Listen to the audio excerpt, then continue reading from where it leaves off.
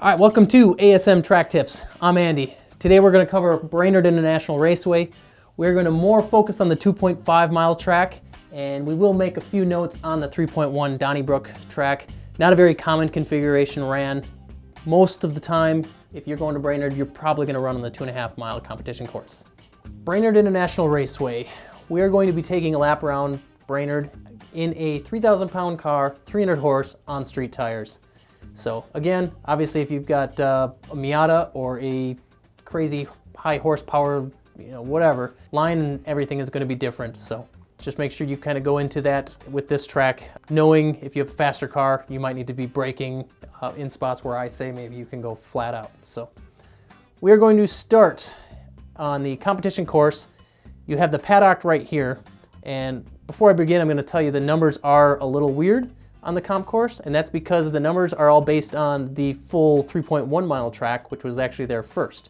So turn 1 is way up here, but we're actually start finish for the comp courses right here. So again, the numbers are going to be a little off, but that's how it is. So we're going to start a flying lap as if you were coming out of 11. You're going to come into turn 12, very tight and slow part of the track. Do not overshoot this, do not go off track. There's a wall right here. There is a little gravel trap, but come into it, hug that corner, hit that rumble strip right on the left side there, and careful getting back on throttle, especially if you have a rear-wheel drive car with power. There is a bridge you're going over right here with walls on both sides, so again, you don't want to go off track. Then coming up into 13, kind of a trickier corner. Make sure you late apex this, and you can get back on throttle, and there's actually a bunch of runoff here you can use if you need to, but that ends pretty quickly around that point. Make sure you're back on the actual track before then. Big, huge dip there. You will bend or break a wheel. Powering down out of 13 into 1. Should have no problem staying flat through 1. Kind of keep hugging it tight. Coming into corner 2. Definitely the scariest and probably hardest part of the track to get down. You don't want to turn in too early, because then you will pinch yourself off at the end of 2, which you'll be doing well over 100 miles an hour for. So make sure you turn in a little later than you think, and come into this corner with maybe just lifting off throttle. If you actually hit the brakes coming into 2, you can upset the car too much. If you have a really fast car, you'll definitely have to hit the brakes into 2, but for most cars, like I said, 3,000 pound car with 300 horse, lift off throttle, take a deep breath, turn in a little later, hug this apex, and slowly ease back on the throttle. Once you're through it, you can open your eyes and hard brake into 3. 3 is a very late apex. Turn in later than you think and get on power coming out of 3. Be careful getting on power. There's again walls on both sides, so if you loop it, you probably are going to hit something. Coming into 4, hard brake again. You can slightly early apex 4, and I do that because you kind of can give up the exit speed from 4 to 5 because it's really not that long of a straight, so you're not giving up much. So early apex 4 slightly, and then kind of work your way back over to 5. 5 is a lift off throttle, turn in and back on it. It's actually a lot faster than it looks, and you'll see it. The actual track map here makes it look a lot sharper than it is. It opens up, and you can actually carry a lot of speed through 5. Coming into 6, hard brakes, stay to the right. Pretty average corner here, late apex again to try to get the speed out of 6 down into 7. 7 is a tap of the brake early apex, and I always hit that little curbing here. And you can carry a lot of speed through 7, and then a hard brake by braking on to the right of the track here, coming into the carousel. So the carousel, several lines through here. The line I will generally take, hard brakes, stay kind of tight to the right, entering it. Let the car work its way out a little bit, maybe halfway through the track. Kind of keep it steady and be looking ahead here. Jump on power right around this point of the carousel, and you should be able to stay flat all the way up through 9. Hug 10, stay way left. There's a wall right there. You're gonna get really close to it. You'll try to almost graze your side mirror right on the wall. And you do that because you need to be able to take 11 at the straightest line possible. So that means getting far over out of 10, come in through 11, very smooth with the wheel. There's a wall all the way down here with a little bit of grass, not much runoff. So be very careful through 11 and you'll cross the line and do it all over again. Full track. It's not a configuration they run very often, mainly because they have to shut down the drag strip when they do run that track.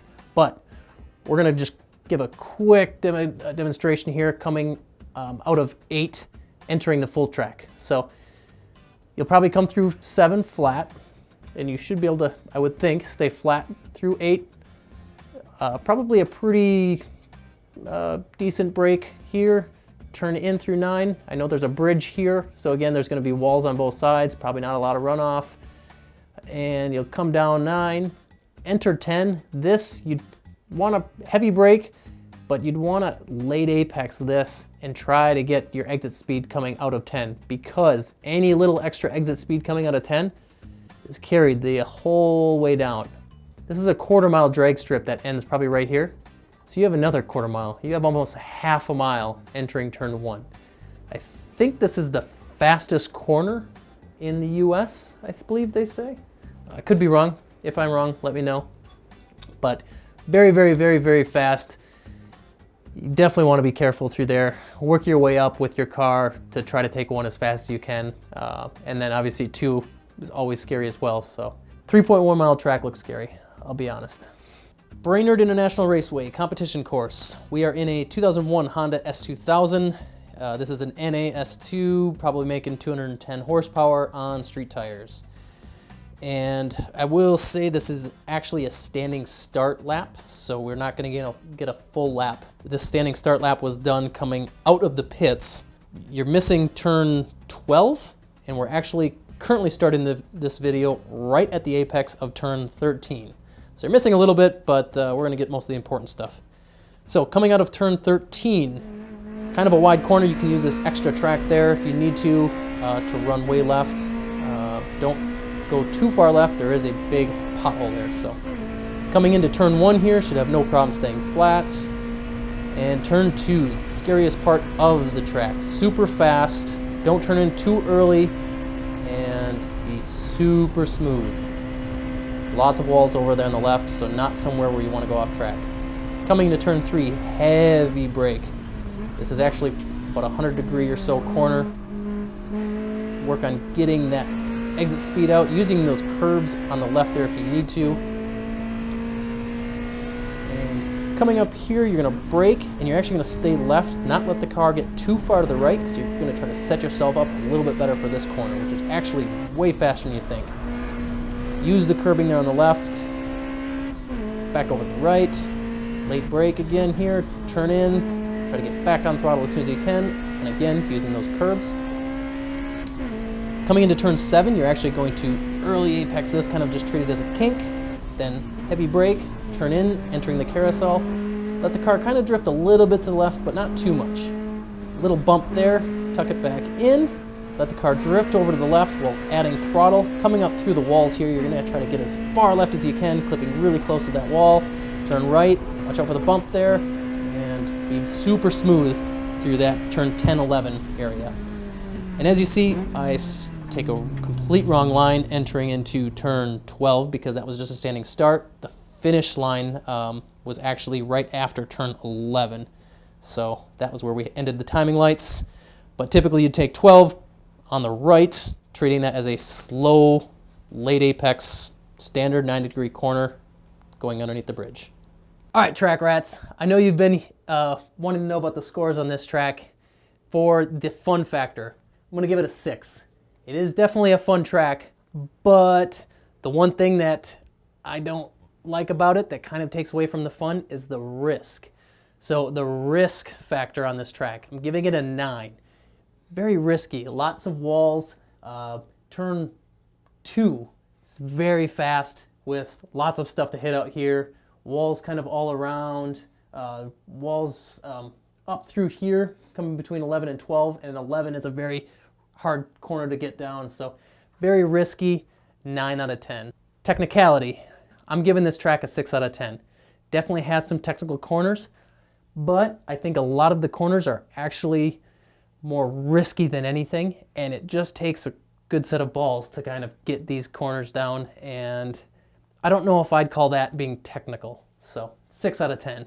All right, the final score, my personal rating of this track, I'm giving it a 6 out of 10. Fun track overall, but very high risk. For me, I'm kind of like to analyze risk versus reward. This track being high risk, I don't know if I enjoy it that much, but it's still a road course, still a lot of fun. All right, guys, thanks for watching. I, again, am Andy from ASM. Let us know what you thought about this track. If you've been to it, what you thought, how risky it was, and how fast you went through turn 2. Any questions or comments, let us know.